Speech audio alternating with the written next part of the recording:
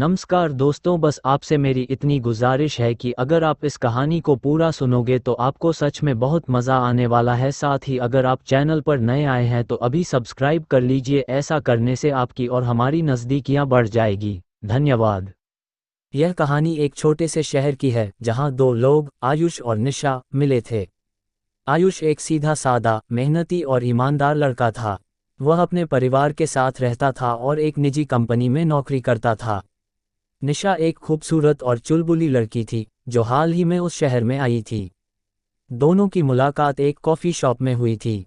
निशा अपनी दोस्तों के साथ आई थी और आयुष अपने दोस्तों के साथ। वहीं दोनों की नज़रें मिली और धीरे धीरे दोस्ती की शुरुआत हुई।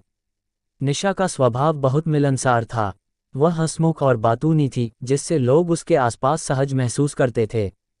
आयुष ने भी जल्द ही उसे अपने दिल की बात बताने का फैसला किया। निशा ने आयुष की बातों को गंभीरता से लिया और दोनों ने मिलकर रिश्ते की शुरुआत की।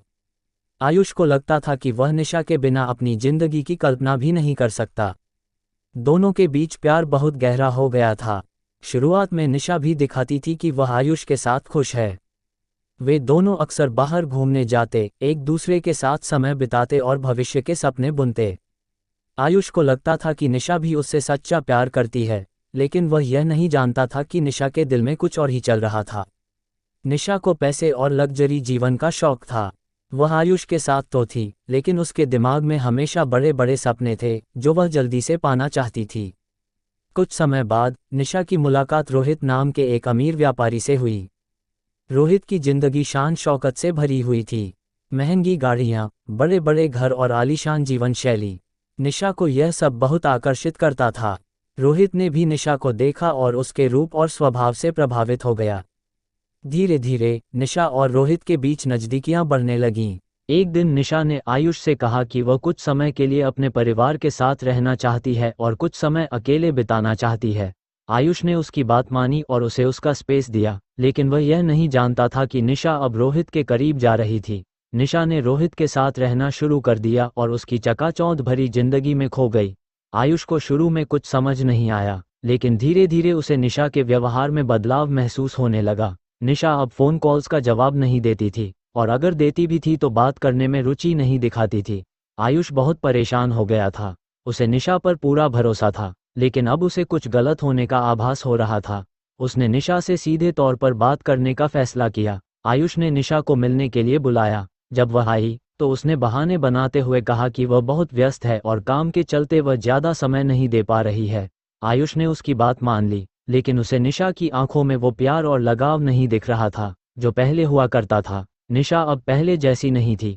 एक दिन आयुष को किसी दोस्त ने बताया कि उसने निशा को रोहित के साथ देखा है। ये सुनते ही आयुष का दिल टूट गया। वह निशा से सच्चा प्यार करता था और कभी नहीं सोचा था कि वह उसे धोखा देगी। आयुष ने अपने दिल पर पत्थर रखकर निशा से फिर से मिलने की कोशिश की, लेकिन इस बार निशा ने सीधा कह दिया कि वह अब इस रिश्ते को आगे नहीं बढ़ाना चाहती। निशा ने आयुष को बताया कि वह अब रोहित के साथ खुश है और उसकी जिंदगी में आयुष की कोई जगह नहीं है। ये सुनते ही आयुष की आंखों में आंसू आ गए। उसे निशा से इस तरह के धोखे की बिल्कुल भी उम्मीद नहीं थी। निशा ने उसके प्यार का गलत फायदा उठाया और उसकी भावनाओं को ठेस पहुंचाई। आयुष को समझ में नहीं आ रहा था कि वह क्या करे। उसने निशा के लिए अपनी जिंदगी के सबसे कीमती पल खर्च किए थे और अब वह सब कुछ बर्बाद हो गया था। वह टूट चुका था, पर फिर भी उसने अपने दिल को समझाया और निशा को जाने दिया।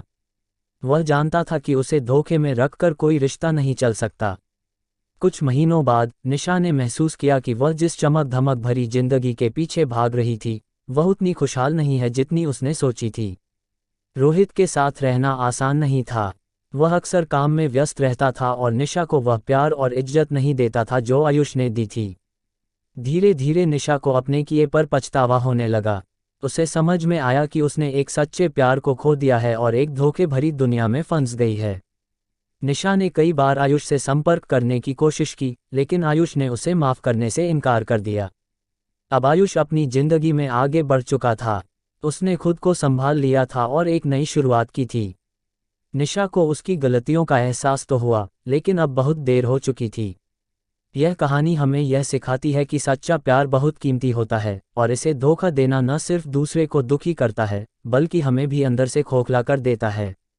निशा ने अपने लालच और शौक के कारण एक सच्चे प्रेमी को खो दिया और अंत में उसे अपने किए पर पछताना पड़ा।